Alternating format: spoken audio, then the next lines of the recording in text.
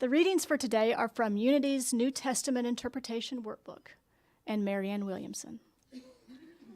In Unity's New Testament Interpretation Workbook, it says, "The crucifixion itself symbolizes a process of crossing out, or eliminating that which is no longer needful for our continued unfoldment.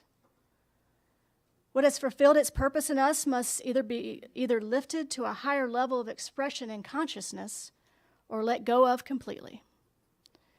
Jesus' crucifixion illustrates both of these meanings." And Marianne Williamson in her work says, "As a principle, resurrection does not require our recognition in order to exist. But as a practical reality, it requires our willingness in order to manifest. Our openness to infinite possibility, the willingness to consider that there might be another way, that a miracle might be possible, makes us available to miracles. We become pregnant with possibilities once having allowed the thought of infinite possibility to penetrate our consciousness. We become co-creators with God." And so it is. Marianne Williamson, also a different time, I think during a talk she was giving about Passover and about Easter, says, "If we allow ourselves to open to the meaning of these holidays and say, 'Yes, let that be done in me, I am willing,' then these signs and wonders will not only be present within you, but also present in the lives of those people around you because of who you are." And that is what we celebrate. We celebrate that this is not just a symbol, not just a metaphor. It is a message from God to each and every one of us about the fact that we will be delivered from the conditions of slavery to the conditions of freedom, that we too will be lifted above the cross, the crucifixions of our lives, to the resurrected state. I like the sounds of that. Now, in order for us to talk about the resurrections, it seems like we need to talk first a little bit about the crucifixions. That we need to have both in order to really experience this miracle. Now, we would have had this conversation about the crucifixions on Friday night. However, Mother Nature, in her infinite wisdom, decided to unabashedly express herself, and we had to cancel our Good Friday service. So this morning I want to take a bit of time to talk about that aspect of the entire Easter story, because I think it is very important for us to really understand that piece of it too. Now, during his crucifixion, Jesus gave us 7 statements. And these statements are really scattered throughout the 4 Gospels in the Bible. Now, even during this really dramatic period in his life, he was teaching.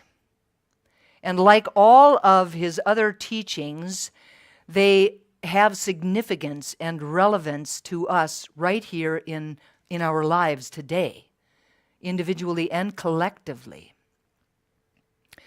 In Luke 23, verse 34, Jesus says, "Father, forgive them, for they know not what they do."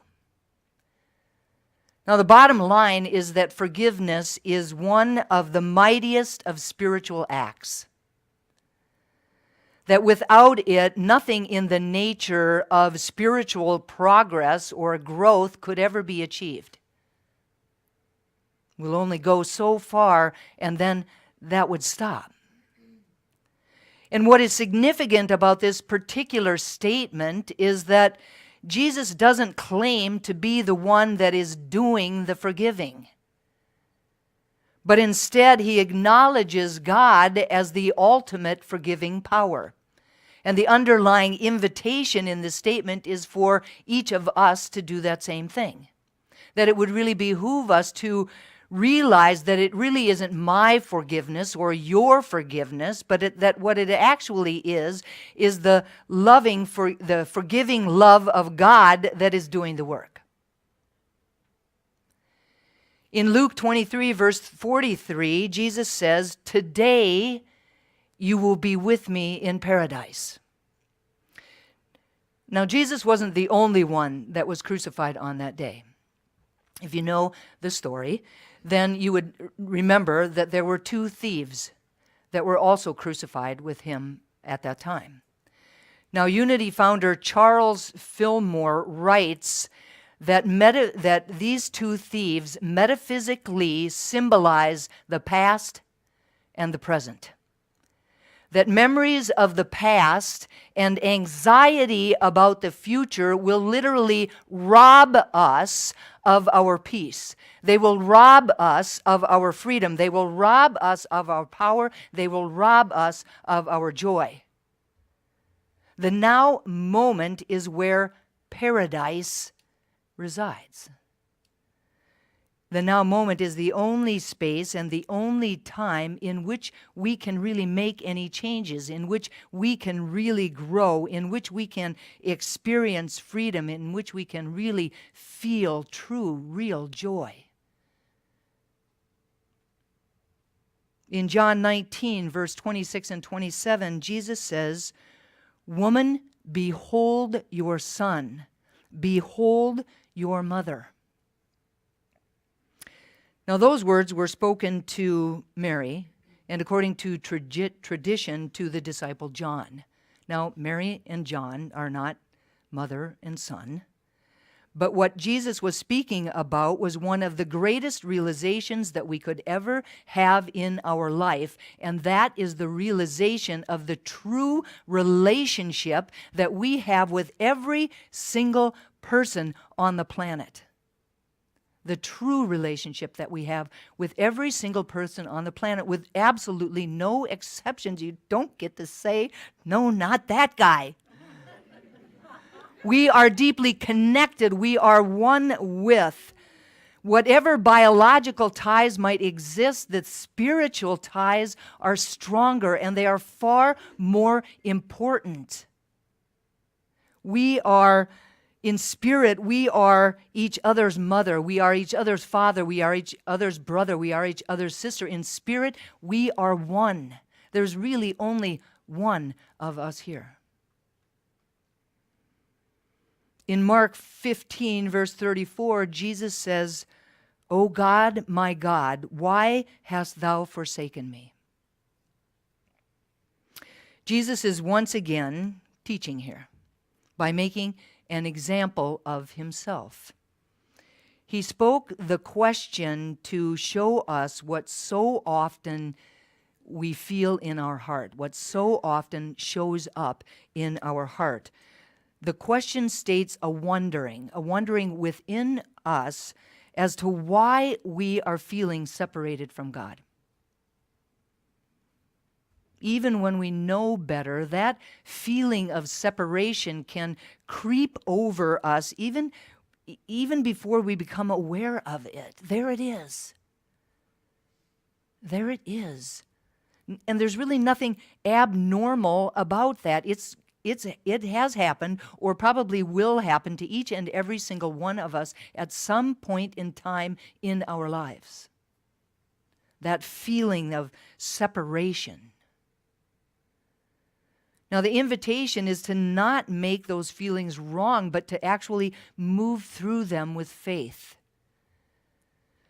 To move through them knowing that right where we are at all times, God is. To know that right where we are, we have the ability to deeply connect with that power and presence in a simple moment of getting quiet. To move through those feelings knowing that in God everything is unfolding in divine right order. Now, this isn't an invitation to engage in some kind of spiritual bypass or to take those feelings and to sweep them underneath a rug, but to know that because God is right where we are, that we are free to express those feelings. And in the authentic expression of those feelings, we are made free. We are made free. In John 19, verse 22, Jesus says, I thirst. Now, this is an affirmation of a need, right? It's an asking. And the statement was immediately followed by the meeting of the need. Jesus received something to drink. There's a little bit of debate about what that was, but Jesus received something to drink. Now, Jesus had previously taught, ask and you shall receive. Ask and you shall receive. Now here he's giving an example of he himself following what he preached. And if we think about our own lives, I'm sure that we can think about times in which we found ourselves in a situation that we might have thought was hopeless, that we were really struggling, that it was really a challenge. And during those times, what should we do? We should do exactly as Jesus did, exactly as Jesus taught. Ask, and you shall receive. Get quiet and ask. In John 19, verse 30, Jesus says, it is finished. Now, everything that happens in a person's life, whether when we're going through it or not, it feels that way, but everything that happens in a person's life is part of a cycle of learning and of growing and unfolding. Now, each event, each experience, each relationship, each victory, and yes, even each defeat, are all factors in a great overall pattern of evolution, our evolution.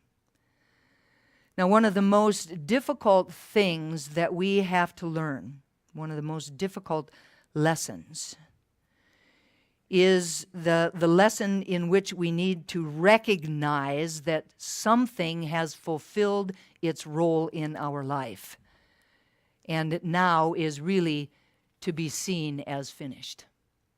It's hard. It's hard for many of us to be able to do that. We all may go through certain difficult or painful experiences, and the invitation is to try to move through the lesson or move through the experience and to learn the lesson that's involved in the experience as quickly as possible. When we feel that we have seen the lesson and that we have embodied the lesson, then it is wise to say, just as Jesus said, it is done. It is finished. Now, the invitation is to hold no grudges, to carry no hurt feelings, or to carry no unhappy memories. That's that baggage that we talk about, that we drag through life. But the invitation is to not do that, to be able to find a way to say that it is finished, just as Jesus did. It is finished. Let it go. It has done the work that that you invited it into your life to do, right? And greater good is now on its way. Can't find you if you're still stuck back in that old event, right? It is finished. In Luke 23, verse 46, Jesus says, Father, into thy hands I commit my spirit.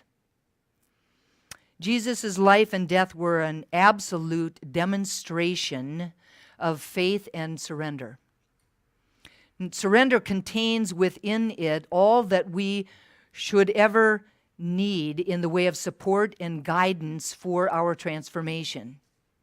This is the time to really let go and let God. If we think about our own lives, we can probably remember a time when we were wondering, what is going to happen to me next?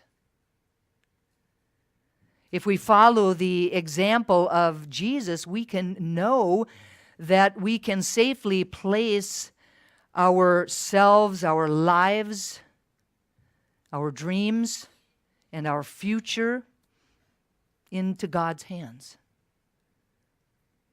That we're not taking any risks when we do this. That it is truly God's good pleasure to give us the kingdom of heaven on earth. What Jesus is teaching us this Easter weekend is that by dying to the old, we can be born again in the new. By letting go of what binds us, no matter how comfortable we might be with it, whether it's an addiction or an illness or a debt or a miserable relationship or a dead-end job or procrastination or thoughts of the lack of education or of opportunity or any of 1,000 different excuses that we can have for staying stuck in the status quo and living a less than fulfilling life, the truth is that we can let go of it. We can let go and make way for the new. Once we become willing to release the past, to let go of our stories, and to step out of victimhood, then we are already well into the experience of resurrection. Just that choice, just that willingness already leads us towards that path of resurrection. Giving up the old is never easy, but it can be done. It simply requires our willingness. It requires a leap of faith.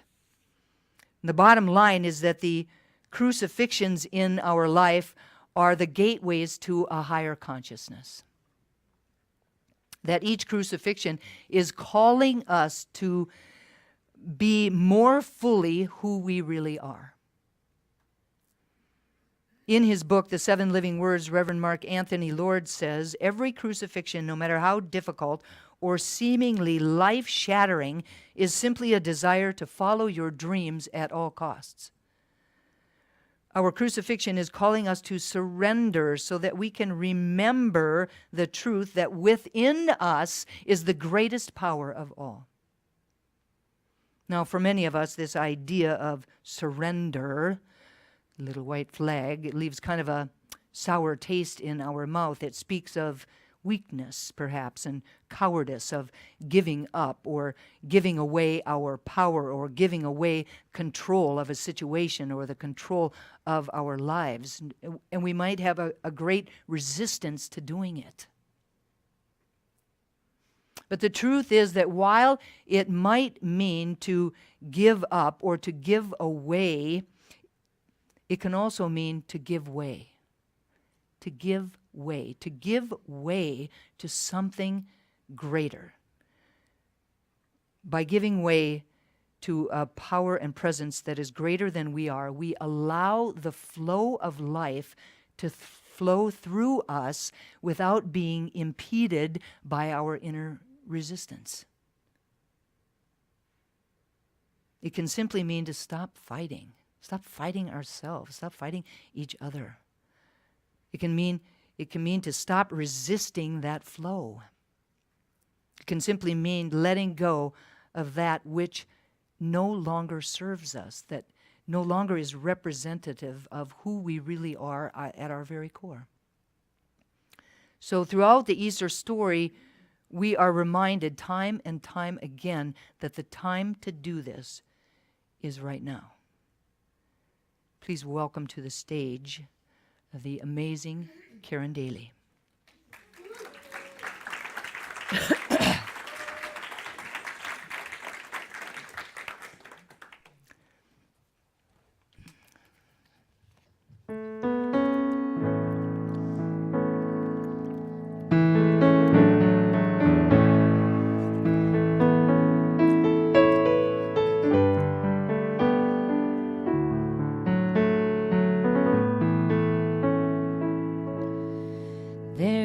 garden where dreams come true, a beautiful garden where God's grace blooms. There is a garden where everything grows, a beautiful garden where love is sown. And in this place of light and love, you can have anything that you're dreaming of. There is a garden where dreams come true, a beautiful garden. The garden is you.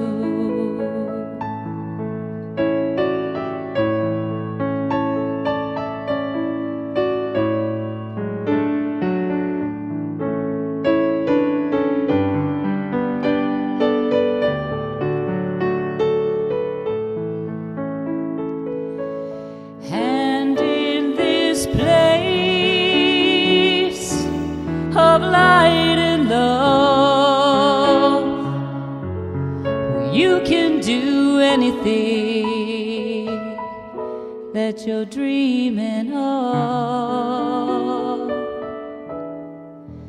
there is a garden where dreams come true, a beautiful garden. That garden is you. What a beautiful garden. That garden is you.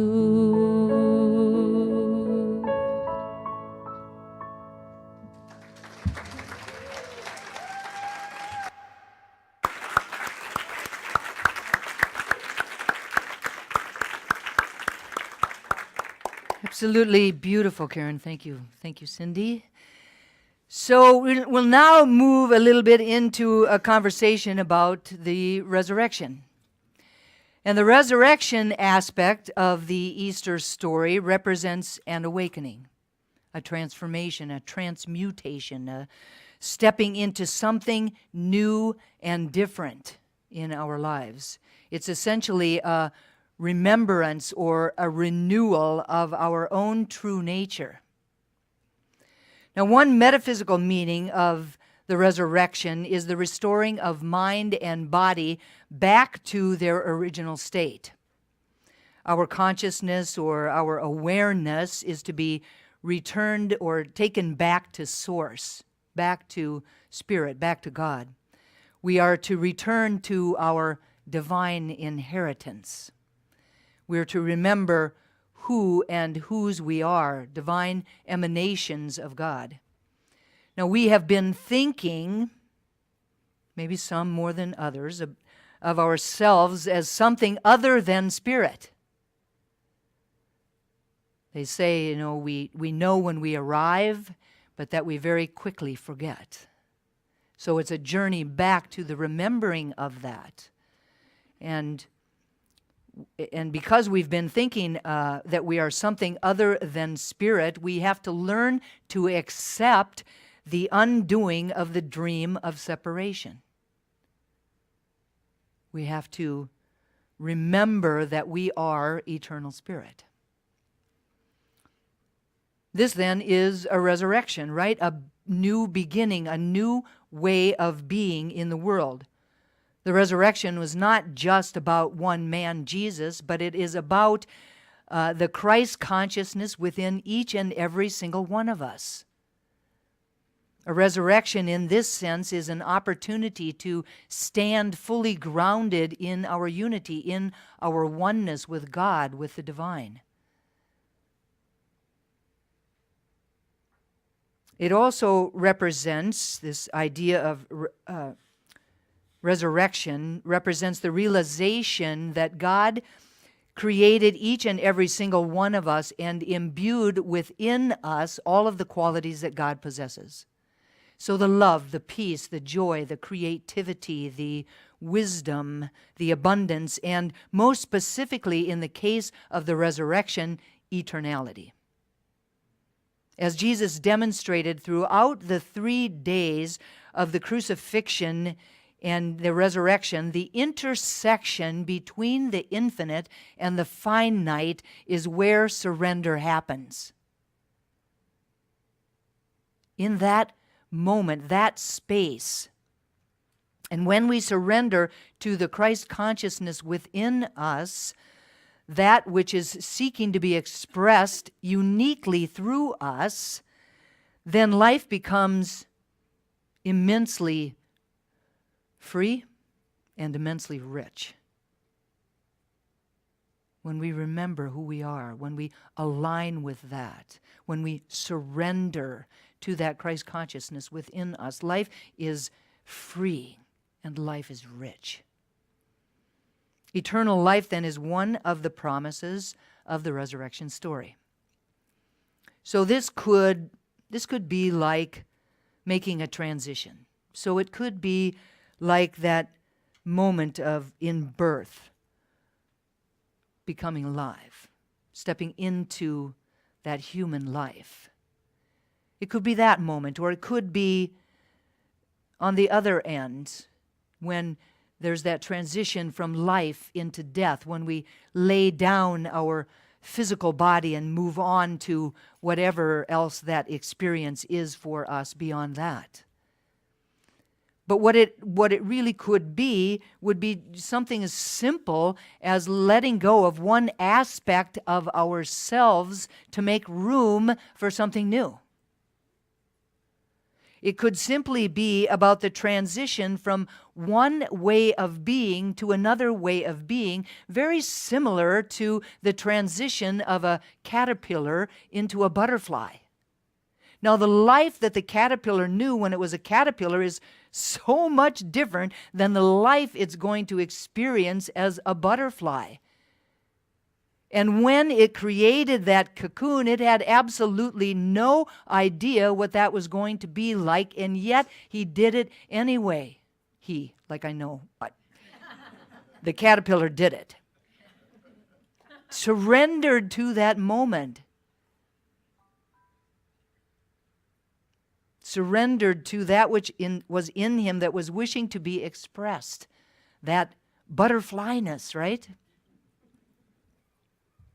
Now, the transition might be scary, and it might even be painful. I bet if we were to ask that caterpillar, that wasn't fun. They become like mush. Total degradation. But the promise is that at the end, that the whole experience will really be worthwhile.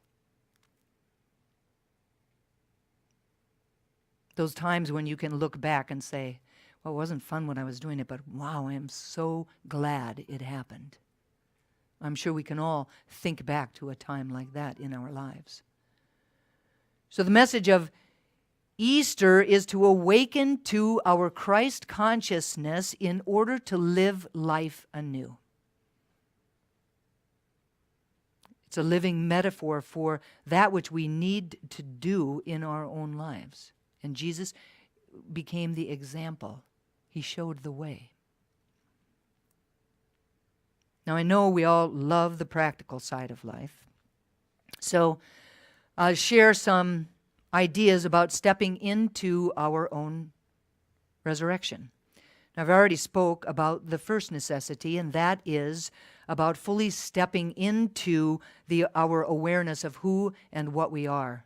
Spiritual beings having a human incarnation, divine emanations of God. However you want to describe it, the invitation is to step fully into your awareness of that. Every time we accept our identity as a child of God, we embody the resurrection principle. We are on our way. The second is fully stepping into faith. Now, the resurrection is a great reminder for all of us, a reminder that for there to be spiritual growth on our path, we have to have faith.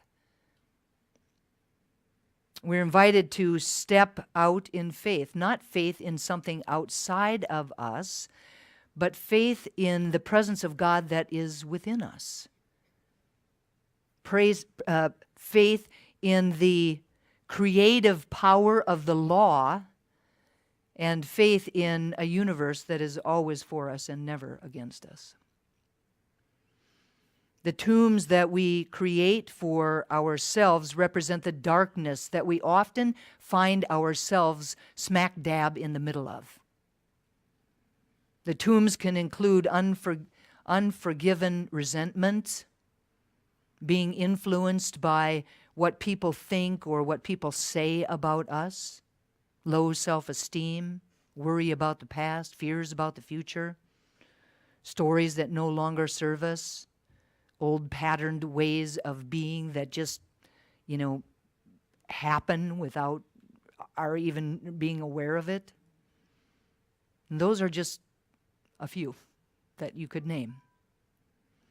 Sometimes we don't even know that we're actually in the middle of them until the light is allowed in. So the resurrection is about rolling away that stone and letting the light of truth into our hearts, into our minds, into our lives. This time of Easter is about releasing fear, about releasing doubt, about releasing resentments, about releasing worry, about releasing old beliefs, about releasing outdated patterns. The time of Easter is about affirming that the resurrecting power of life itself is now lifting us beyond all of those restrictions and beyond any uncertainty that we could ever have. It's affirming that our life is full, absolutely full of unlimited possibilities, and that those possibilities are happening right now. We just might not be aware of that because we have our mind on something else. And the third is that we actually have to step into that new life, step into our spiritual magnificence. We can't just talk about it. We actually have to step into it. The invitation is to move beyond the littleness that we so often find ourselves stuck in. Ernest Holmes says, "It is our privilege to not just be born again, but to be born again and again into a new realization that yesterday's awareness is not good enough for today, because today is new and there is something to behold." But the bottom line is that God can only do for us what God can do through us. Underlying the resurrection is the promise that if we can awaken and receive and really embody all that the master teacher Jesus taught us through his example, then our lives will never be the same. They will never be the same. But we have to participate. We have to be willing. We have to allow, and we have to surrender. It's not lost on me that we celebrate the resurrection story during the springtime, the time of the year when everything is in a state of renewal. These beautiful leaves up here remind me of that. Where there is rebirth and newness everywhere that we look. Our work is to make ourselves as open as possible to the renewing energy that is all around us, so that this earthly experience that we're having may expand and flourish. Flourish just like the trees and the plants are doing right now. There is something within us that is awake, alive, aware, and really more than ready, willing, and able to come forward and embrace any experience that we are willing to dedicate ourselves to. Any experience. Remember, that law only ever says yes. Like a magic genie, your wish is my command.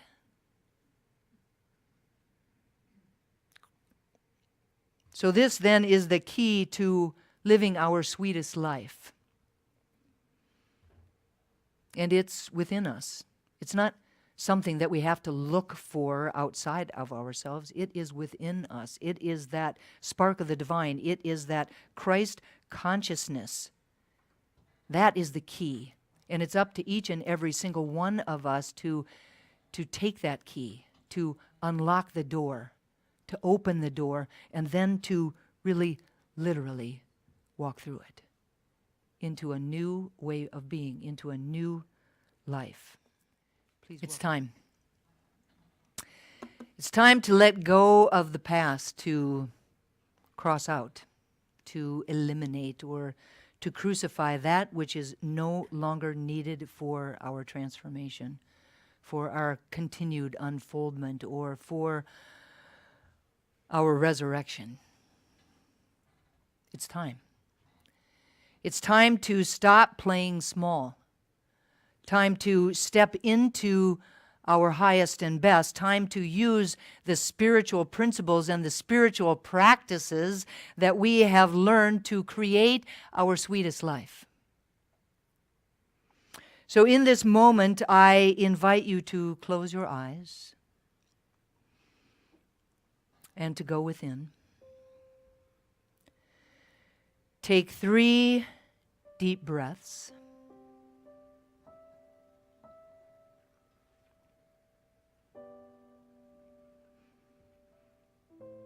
And now ask yourself, what is restricting the flow of good in and through my life?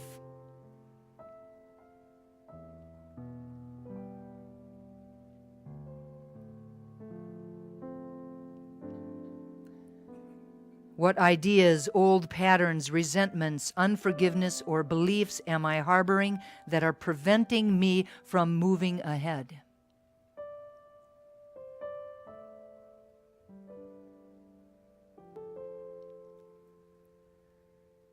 What do I need to let go of to make room for the new?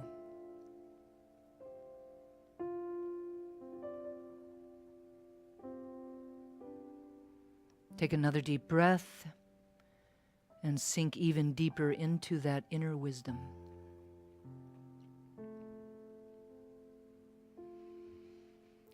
And now ask yourself, what is it within me that is alive, awake, aware, and ready to come forward?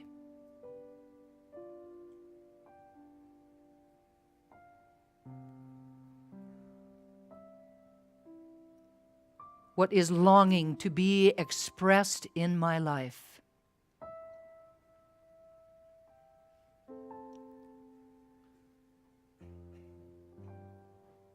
Is there a newness within me wanting to be birthed?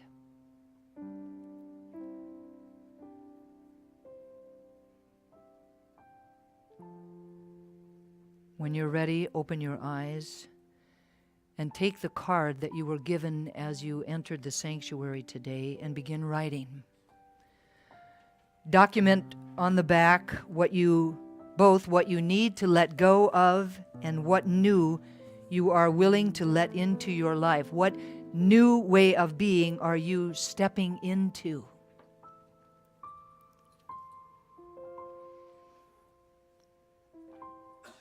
Is there anyone that needs a card?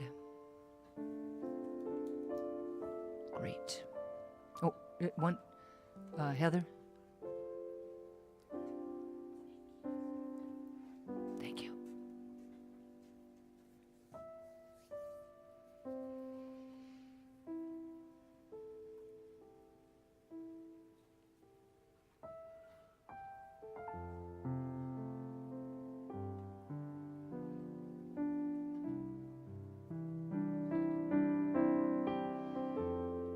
complete, just please sit quietly as others finish the process.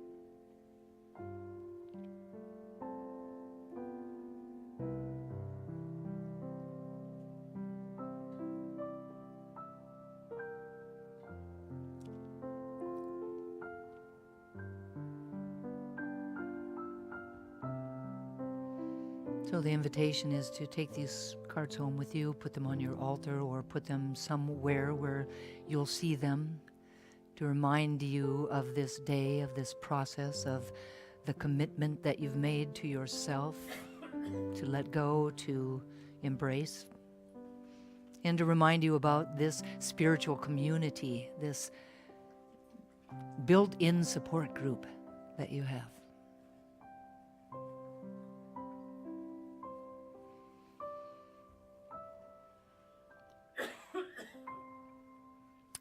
And now what I would love for you to do is to come up to this altar and to take one of the candles out of the basket and to light it from the God candle. And then you can place it into the bowls of sand.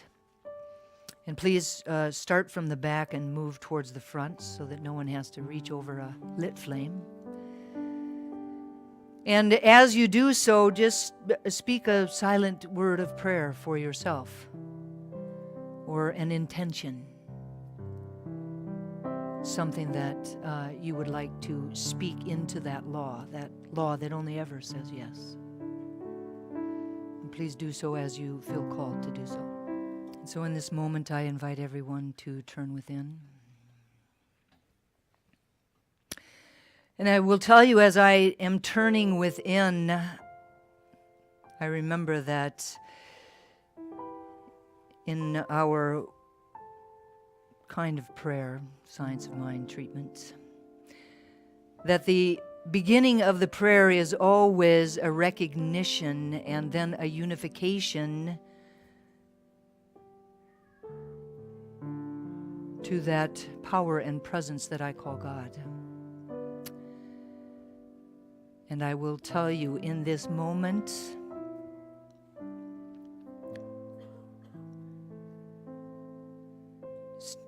standing looking at these lights and at each and every single one of your faces, I do not even have to speak those words because I am feeling it.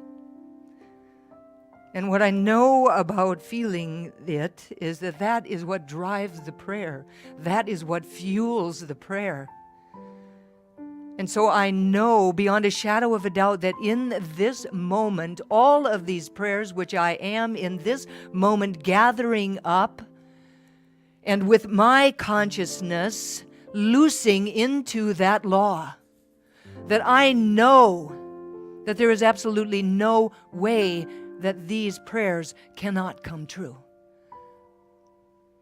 And so I release them with love and gratitude and full expectation of their manifestation, letting go and letting God be God. I surrender to this moment with no resistance, with no question.